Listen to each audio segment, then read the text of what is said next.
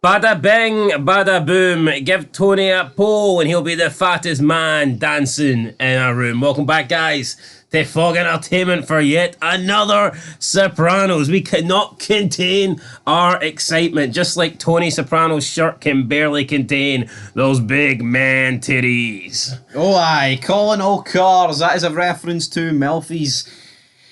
I mean, what's her? She's got a psychiatrist. I'm done. A psychiatrist? Be a psychiatrist? No, I'm actually done. Can you really be a psychiatrist if you're like mentally unstable and you also need one of your own? I know. I agree with that logic. Now I know you could argue, oh well, Doctors if you're a need doctor and you get ill, but I'm not really buying that. It's not the same thing. It'd be more like if you're a mechanic, Aye. because everyone can get ill, but it'd be like you being a mechanic, but your car breaks down and you have to phone another mechanic. That would just be weak. Like, why can't Dr. Melfi just talk to herself the way she would talk to Tony? You could just think it then, couldn't you? You wouldn't necessarily need to speak about it. Either way, it's no real. Either way, right? Talking in the Our real, mental health on Fog Entertainment is great. it's fantastic. It doesn't exist. If you want to talk to us, then send us a DM. We would just say, Tony, it's a myth, mate, and his arse would go. How much do you think Dr. Melfi charges? I know Tony's mentioned it before, but I can't recall off the top of my head. Therapy's expensive. We'll do it for £15 an hour. Aye, send a super chat, guys. Right, and we will talk I'll to be you. there. We'll talk to you for the full hour. Talk about anything you want. Anything you want. Unless it's damn it. Sopranos, because No, see a psychiatrist, it's the easiest fucking job in the world. Apart from the fact I wouldn't be able to do it, because if someone had a pathetic reason why they were greeting, I'd be like, fucking man up. You can't say man up, mate. Yeah, you can. I'm greeting the ducks flew away. Anyway, Let's talk about his dream. Carmela's driving an old Cadillac. Who's in beside her? We've got Ralphie. Then you've got Gloria and Svetlana in the back. I think when shows utilise dream sequences, they can work. But I think The Soprano rips the arse out of it. It's like with Sal. Should you really find out in a dream that Sal's a rat? I mean, that's a big fucking moment. It was a talking fish. was it even real, Sal? $6 a pound, Tom. Fish.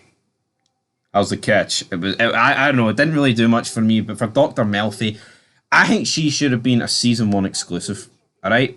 She's like serving no purpose. When I first watched it and it opened up with her being the psychiatrist, I actually thought that's the direction we're going to go. I thought that he was going to be with her and then maybe at the end of season 1 he'd be like, I don't need a psychiatrist anymore. Yep. I didn't know that it was going to be the entire thing throughout. Just seems a little bit, I don't know, like they're over. I can let you know, it pretty much is the It's entire almost like thing. they're just like overplaying it. I can't think of another show where somebody needed something like this. Just can't imagine a mob. It almost feels like woke or something, even though I know it's not because it came from a time when that wokeness didn't really affect TV shows. But him being a mob boss and well, he does. He is open with the fact that they kind of accept that if everyone found out, no one would respect him. Yeah. No, absolutely. But it's the fact that he needs it. I thought it was a good way, though, to introduce characters at the beginning. But now I'm sick of it. But like if Tony was gay, no one would respect him. Just like a bit different. Like. What? I think they could be willing to accept psychiatry with the gay thing, as we will see in a few seasons' time. But anyway, let's get back on track, because Big Bobby Bacala, he's got a weird gimmick going on where he takes a cake to his wife's grave, buries it, and then talks to her. I can deal with the talking part, but burying a cake next to her? Yeah, you know what? I don't mind people going to the grave and talking, but he's just Birthday cake pish. You know for a fact she hasn't eaten the fucking cake. The worms are. Right, and maybe she's not necessarily hearing you anyway, but it's still okay. I think it's okay to go to a grave and talk to someone beyond the grave. But this is just a waste of a cake. It's fucking weird. It's very fucking weird. No, it's very You're weird. going to get her a birthday card and bury a birthday card? What also is very weird. On Christmas, are you going to get her a present and bury the present? No, what also is very weird though is the emphasis on his 2 kids. Oh, they were playing with a Ouija board, and Soprano Jr. Anthony, he's ripping the piss out of them. This is like typical Sopranos where I know Bobby Jr., the little one's been in it before. I don't even remember his daughter being in it. But this is like typical Sopranos where you have these characters that you don't even know existed, and then randomly out the blue, they will be like the main focus for an episode. Yeah. It's like there's no gradually bringing in these characters. We haven't gradually this season seen how the death of Bobby's wife is affecting his kids. They just throw it all into like the one episode, and it doesn't really have any sort of weight. It's not like don't really sympathise with them because you haven't seen their struggle. You haven't seen how they've reacted in the opening part of the season. No, you haven't. I think his son's a pretty good cast though. Big fat bastard looks like him. I mean, also looks a bit like Tony. No, it looks. I mean, if you're fat, you do look like Tony. Tony. But yeah, I mean, it looks like Janice and Bobby are going to get in a relationship. Do you dig that relationship? I think Bobby can do better than Janice. She's not really a nice person. As Tony said 2 seasons ago, there's better looking men in the can than my sister, and I'm not going to disagree with in the can. Right, anyway, let's talk about the New York meet, because New York, they want 40% of the HUD business, because of course Paulie leaked that information. Tony storms out the meeting, phones up Johnny Sack, says 5.5%. Is that a rat? Is that a rat maneuver? Or is it not deemed quite as bad as a rat? I think it is. I think if you rats, right, he's not getting anyone killed, but he's affecting money. I would say. What is that punishable by? I say honestly, because Paulie thinks he's telling Johnny Sack this stuff, and he thinks he's getting one over with him as well. He thinks he's getting information for John, but Johnny Sack's playing him like a fucking flute. Paulie thinks he's doing no wrong, but the reality is he's doing wrong. And I think you can clearly see that Tony doesn't trust him. He says this to Silvio. We don't want to tell Paulie about this because he could be the guy that's telling Johnny. But does Tony even trust Silvio anymore? 100%? I remember a couple of episodes ago, Tony said it could be Sil, and Chris went, I don't know, it might be. Talking to Chris, he's in rehab. No, but does Tony trust anybody? Paulie is obviously not trustworthy. Chris is a junkie. Silvio, I think him and the relationship between Tony is fractured a little bit, and Furio could potentially be sleeping with his wife. So, I mean, there's not really. I mean, who does Tony trust? Yeah, Tony's oblivious to that though. And again, I don't care for Furio and Carmela.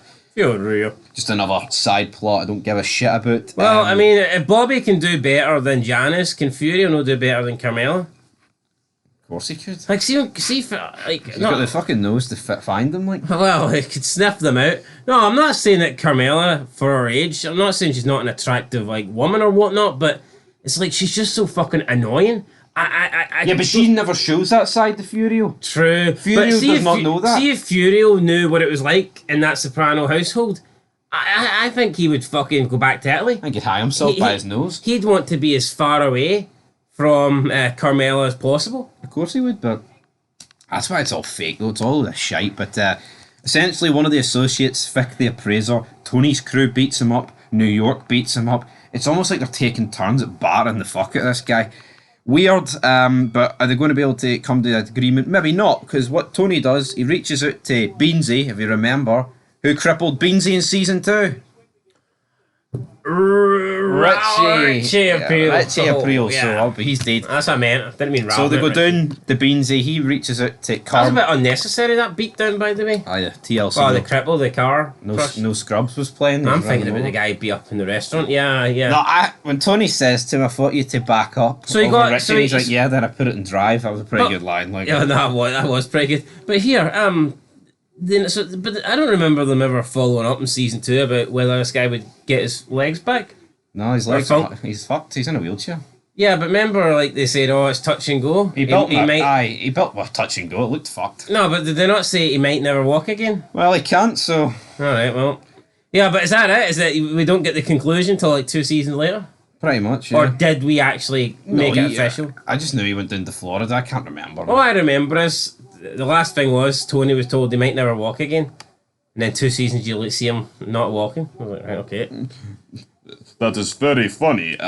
Tony then goes down to Florida, meets with Carmine's son, who's a bit of a retard. I mean, it's just filler. Like, I mean, they're talking about these percentages, and it's like, do you care? It's all this petty shit. Like, it's like they're taking their anger out on each other in New York and New Jersey on this business guy who's the appraiser. I get it, right?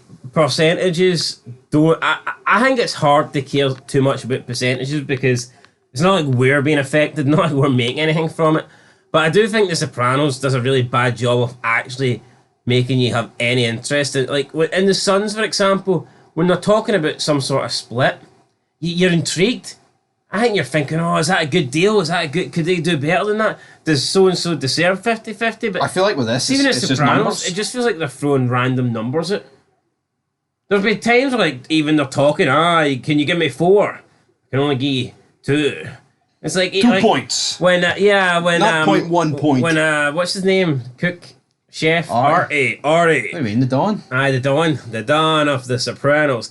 Like when he was trying to borrow the money, it was like, why not just ask for 50 G's? See this whole code, man. It was like, fuck. Aye, a guy that's code and he's not even in it. Yeah, why is he using Anyway, code? Tony has a dream. He follows Ralph to his mum's house or something, and like this figure who looks like Livia comes down the stairs, but of course she's dead, so it can't be her because the actress is dead. And then Tony walks out in I Miami totally Beach. forgot about her. Tell you what, this show's got a lot of annoying fucking ass characters in it. Doesn't it? But he walks out in the balcony, takes a breath, big deep breath, and that's it. That's the episode.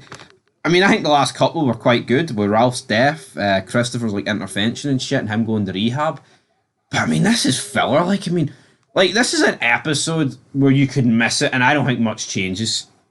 I don't think you should be. I don't think a TV show should have episodes where if you missed it, nothing changes. Like honestly, what? See if you missed this episode, what did you miss? Not a A lot, couple of but percentages, like, but that's it. I think a lot of Sopranos episodes are like that. I would agree with that statement. I'm going to give this a 5. I mean, I think that's actually no. I'm going to give it a 4. I think a 5's too high. They should have built on the momentum, but they didn't. So what are you getting? I'm getting it a 4. Yeah, it wasn't that good for me. I think that there was a couple of good episodes in a row.